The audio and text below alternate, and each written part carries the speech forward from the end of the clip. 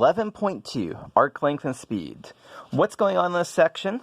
Well, in the last section, we were talking about parametric curves, and so we had something that looks like this.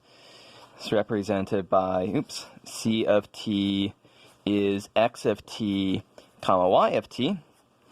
And so the thing is that we'd like to do in this section is be able to say, well, how far is it from here to here if you walk along our parametrized curve? And we like a formula for it that uses this parametrization. So in this video, we're going to come up with what that formula is going to be. So what we're going to do is that we're going to kind of break this down into little chunks and figure out, like, how far is it from here to here? And we're going to, that's a kind of big looking chunk, but we're going to take the limit as those chunks get shorter and shorter and shorter.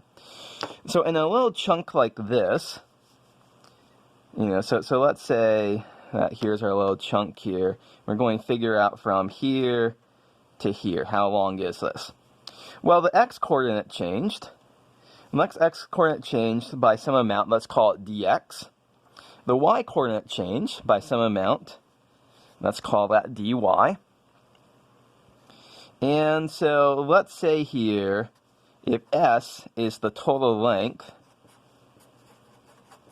let's say that ds is the change here from here to here, which is it's going to be approximating what this total length is. As we make everything smaller and smaller and smaller, we get a better and better approximation.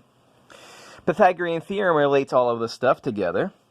So ds squared is equal to dx squared plus dy squared, where all of those are, that's an entire quantity. Dx is a single quantity that's being squared here.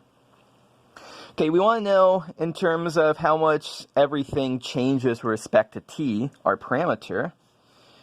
So let's divide everything here by dt squared.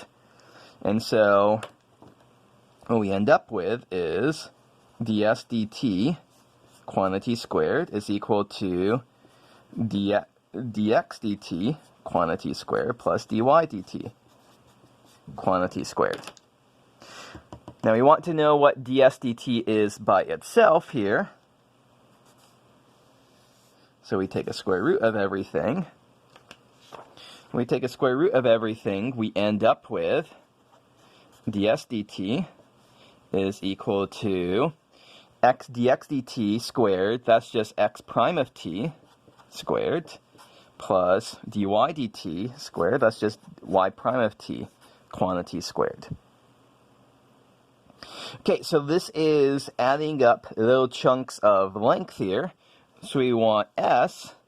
S we can find by integrating from a to b, ds dt dt.